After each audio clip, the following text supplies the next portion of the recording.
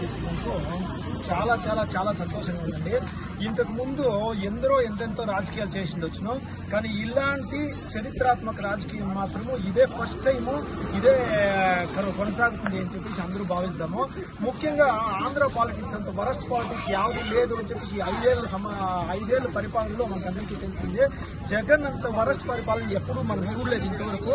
అలాంటి పరిపాలన నుంచి అంత డబ్బిచ్చినా, అంత మద్యం పంచినా కానీ జనాలు ఎంతో తెలుసుకునేసి ఓటేసినారు.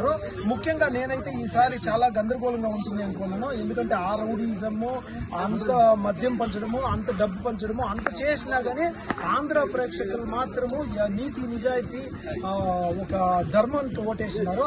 అలానే ప్రతి ఒక్క స్టేట్లోనూ కనుక ధర్మానికి కనుక ఓటేస్తూ పోతే మన ఇండియా ఒక లెవెల్లో వెళ్తుంది.